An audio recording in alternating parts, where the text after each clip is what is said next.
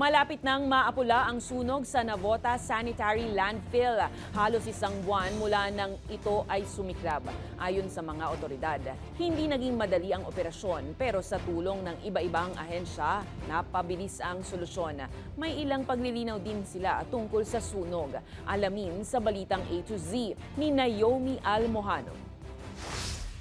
Halos 80% na yung nawalang apoy. Malapit nang maubos po yung apoy at usok. Yan ang pagtitiyak ni Navota City Mayor John Ray Tiangco ngayong Miyerkules, halos mag-iisang buwan matapos sumiklab ang sunog sa Navota Sanitary Landfill noong April 10.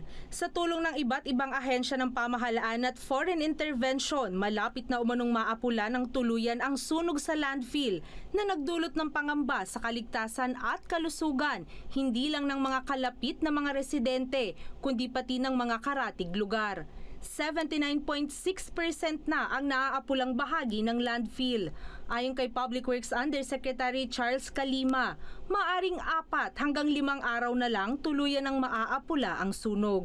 Yung results ng pagpapalipad namin ng drone with thermal imaging capability, nakikita namin kung anong lugar na lang ang mayroon pang may apoy. Katuwang ang Japan International Cooperation Agency o JICA, kinokompress ang mga nasunog na basura at lupa, papatagin at saka tatambakan ng lupa nang maapula ang apoy at hindi na lumiyab muli. Department of Transportation ang nagsusupply ng lupa, habang karamihan naman ng equipment sa DPWH nang gagaling.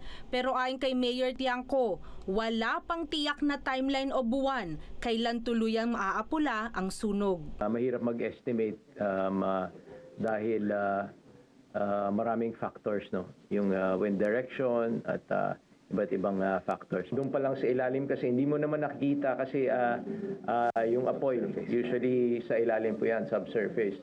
So gagamitin pa rin natin yung drone po regularly para makita natin kung may potential na mag-init yung area po niyan. Pagtitiyak pa nila, fair to good na ang kalidad ng hangin sa Metro Manila at iba pang apektadong lugar, base na rin sa tala ng Department of Environment and Natural Resources. May laking 44 na ektarya ang Navota Sanitary Landfill na pinakamalaking landfill sa Metro Manila. 2025 nang isara ito dahil sa isyu ng kalinisan at kaligtasan, gayon din ang expropriation-related issues o problema sa pag-aari o pagkuha ng lupa.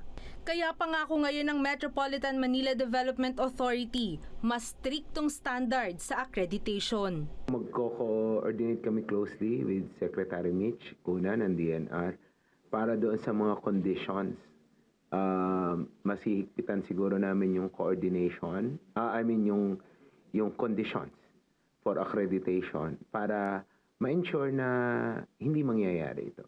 Samantala, nakauwi na rin sa kani-kanilang tahanan ng ilang mga inilikas na apektadong residente. Paglilinaw pa ni Tiangco, hindi konektado sa Navota's landfill fire ang isang naiulat na namatay. May sakit na aniya talaga ito bago pa mandalhin sa evacuation center. Para sa Balitang A to Z, Naomi Almojano.